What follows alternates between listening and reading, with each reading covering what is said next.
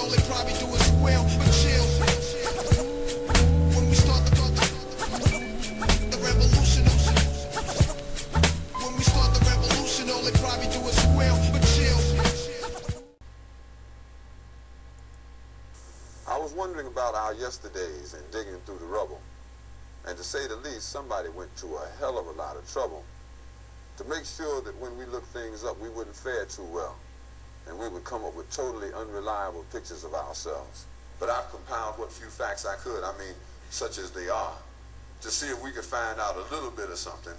And this is what I got so far. First, white folks discovered Africa. They claimed it fair and square. Cecil Rhodes couldn't have been robbing nobody because, hell, there wasn't nobody there. The white folks brought all the civilization because there wasn't none around.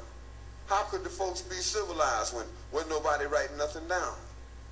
And just to prove all of their suspicions, well, didn't take too long, they found out that there were whole tribes of people in plain sight running around with no clothes on. That's right. The men, the women, the young, and the old righteous folks covered their eyes, and no time was spent considering the environment. Hell no, this just wasn't civilized.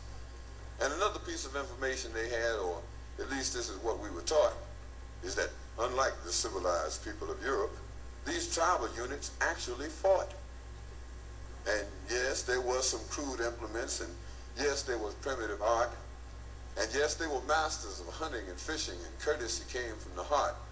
And yes, there was love and medicine, religion, intertribal communication by drum, but no paper, no pencils, and no other utensils. And hell, these folks never even heard of a gun. And this is why the colonies came, to stabilize the land, because the dark continent had copper and gold, and the discoverers had themselves a plan. They would discover all the places with promise. You didn't need no titles and deeds. Then they would appoint people to make everything legal, to sanction the trickery and greed. And back in the jungle, when the natives got restless, they would call it guerrilla attack. And they would never describe that the folks finally got wise and decided that they would fight back. And still, we are victims of word games. Semantics is always a bitch. Places once referred to as underdeveloped are now called mineral rich. And the game goes on eternally. Unity kept just beyond reach. Egypt and Libya used to be in Africa. They've now been moved to the Middle East.